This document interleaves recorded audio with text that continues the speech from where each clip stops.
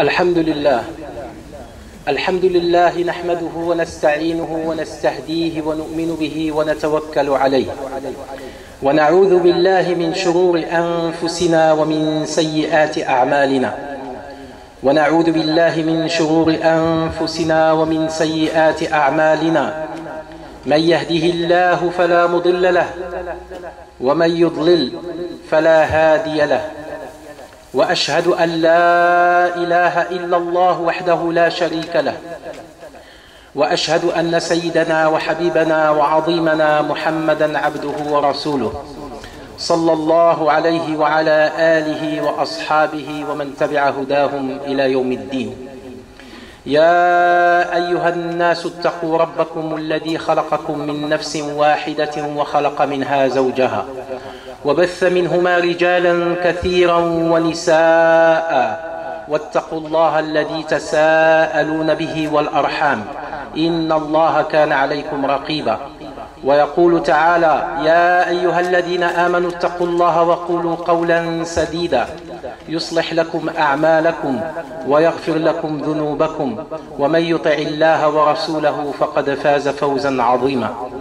ويقول رسول الله صلى الله عليه وسلم: اتق الله حيثما كنت وأتبع السيئة الحسنة تمحها وخالق الناس بخلق حسن. Amma ba'd, mes chers frères, mes chères sœurs, le sujet de la khutbah aujourd'hui, Inch'Allah, il se rapporte au comportement du croyant et aussi de la perception que le croyant a lorsqu'il raffermit sa foi en Allah subhanahu wa ta'ala et dans le jour dernier. Il y a un hadith authentique du prophète sallallahu alayhi wa sallam qui a été rapporté par At-Tirmidhi rahimahullah an Ya'la ibn Shaddad radiyallahu anhu. Il a dit: قال رسول الله صلى الله عليه وسلم الكيس من دان نفسه وعمل لما بعد الموت والعاجز من أتبع نفسه هواها وتمنى على الله. L'intelligent, je donne juste la signification. L'intelligent est celui qui contrôle son âme charnelle, qui se contrôle et qui se prépare à la vie après la mort. Et l'inverse de l'intelligent, c'est l'ignorant ou la personne qui n'a pas de détermination, qui n'a pas d'objectif et qui n'a pas de foi ferme en Allah subhanahu wa ta'ala. C'est celui qui suit son âme charnelle, celui qui toujours obtempère au désir de son âme charnelle, et il pense que Allah subhanahu wa ta'ala va lui accorder le pardon après la mort, le jour du jugement. Il pense, dans son cœur, il dit: Allah, il va me pardonner et je vais avoir le succès après la mort. Mes chers frères et sœurs, contrairement à d'autres religions qui jettent tous les péchés sur une personne, que ce soit un prophète ou que ce soit une statue ou une institution quelconque, contrairement à ces religions-là, chaque personne est responsable, est absolument responsable de ses actes. Parce que Allah subhanahu wa ta'ala nous a donné le choix. L'imam Sha'rawi rahimahullah, il disait: si Allah subhanahu wa ta'ala ne nous avait pas donné le choix dans certaines choses, à ce moment-là, on ne serait pas acculé à faire ce que nous faisons. Si Allah Ta'ala ne nous avait pas donné le choix de faire certaines choses, à ce moment-là, on serait acculé à faire toute chose. C'est-à-dire qu'on n'est pas responsable de ce que nous faisons, puisque Allah Ta'ala ne nous aurait pas donné le choix, ou certains choix. Et le contraire aussi, si on était acculé à faire toute chose sans qu'il y ait un choix, à ce moment-là, on ne serait pas responsable. Et aussi, le contraire aussi, que si on avait le choix absolu de toute chose, à ce moment-là, il n'y aurait pas des décisions qui sont indépendantes de notre volonté. Par exemple, si on prend le côté biologique de l'être humain, Allah Ta'ala nous a ordonné de manger le halal, tout ce qui est sain, tout ce qui est halal, on le mange. Mais une fois qu'on a mis la nourriture dans notre bouche et qu'on l'a mâchée et qu'elle rentre dans le système, à ce moment-là, notre choix et notre intervention est terminée. Tout ce que Allah nous a demandé de faire, c'est de choisir le halal et de le manger. Une fois qu'on le mange, le système physique et biologique de l'être humain fonctionne en dehors de la volonté humaine. Et les savants, avec cet exemple, ils vont nous montrer que nous n'avons qu'un tout petit choix, en fait.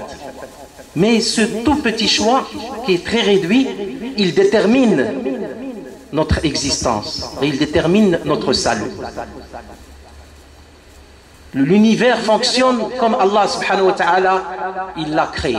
Et il fonctionnera aussi longtemps que l'univers restera en fonction, avec la volonté d'Allah subhanahu wa ta'ala. Est-ce que nous avons une volonté qui peut changer, ou une force qui peut changer le cours du fonctionnement de l'univers? Non. Tout ce que nous pouvons faire, c'est d'agir en harmonie avec l'univers. On n'a pas le choix.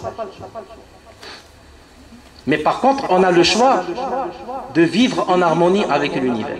On a le choix.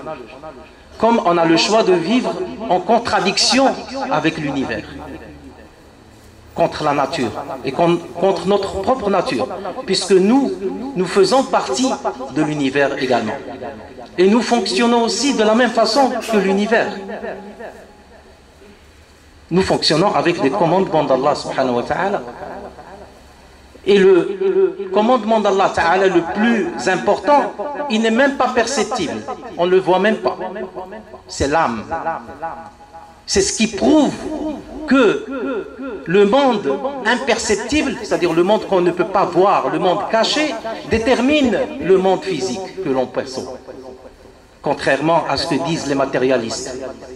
Il faut voir pour croire. Non, nous on dit il faut croire pour voir. Il faut croire pour voir. Parce que si on ne croit pas, on ne pourra jamais voir. Parce que Allah Ta'ala nous a donné deux types de yeux. Il y a les yeux du corps et il y a les yeux du cœur. Et si la foi rentre dans le cœur, Allah subhanahu wa ta'ala, il va nous permettre de voir. Et on verra différemment. On verra les mêmes choses, mais différemment. Parce que la perception du croyant est de vénérer Allah subhanahu wa ta'ala et de adorer Allah ta'ala dans tout ce qu'il fait. Dans son observation de la nature, dans son observation de la terre, dans son observation de la diversité humaine. Allah Ta'ala dit dans le Coran وَمِنْ آيَاتِهِ اخْتِلَافُ أَلْسِنَتِكُمْ وَأَلْوَانِكُمْ. Allah Ta'ala le dit dans le Coran, l'un des signes d'Allah, l'un des miracles d'Allah. Ayat dans le Coran veut dire aussi miracle.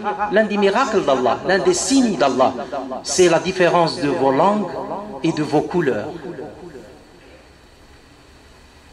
Et la différence de chaque être humain, y compris les jumeaux et les jumelles. Allah subhanahu wa ta'ala, c'est lui le faiseur absolu de toutes choses. C'est lui qui nous demande de l'obéir et d'utiliser notre choix, notre petit choix, pour embrasser l'univers. Et pour finalement l'embrasser, qu'est-ce qu'il faut faire? Il faut obéir les commandements d'Allah subhanahu wa ta'ala. Parce que l'univers lui-même, L'univers lui-même est soumis au commandement d'Allah Ta'ala. L'univers ne peut pas fonctionner autrement que par l'ordre d'Allah Subhanahu wa Ta'ala.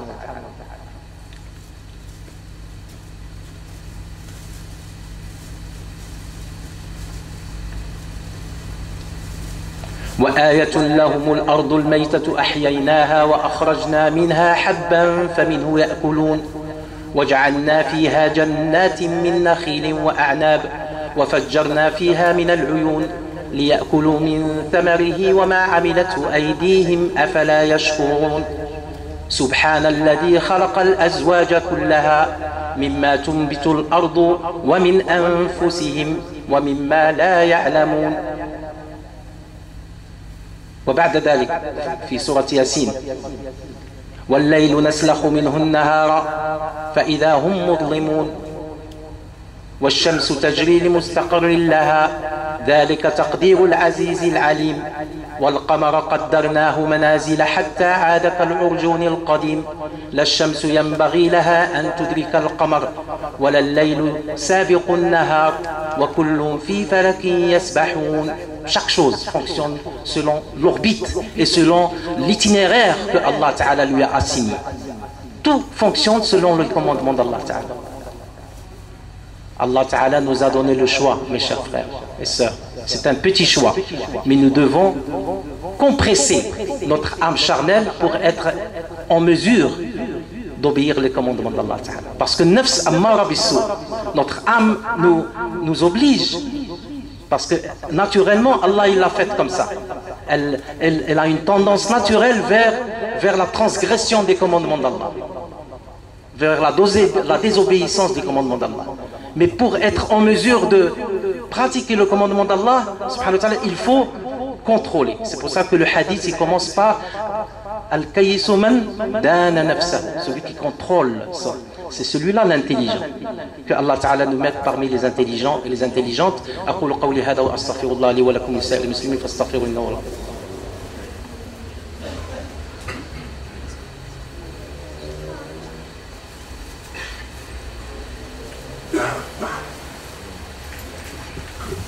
الحمد لله والصلاة والسلام على مولانا رسول الله وعلى آله وأصحابه ومن والاه.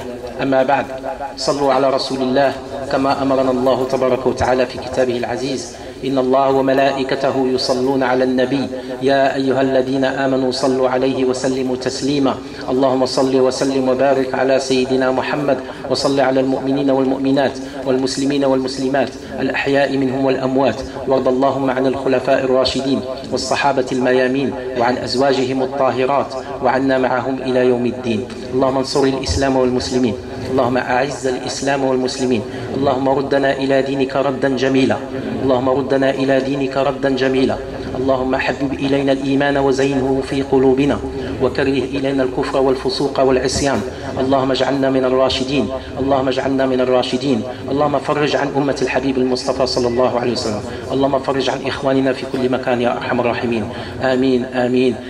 إن الله وملائكته يصلون على النبي اللهم صل على سيدنا وعلى مولانا محمد.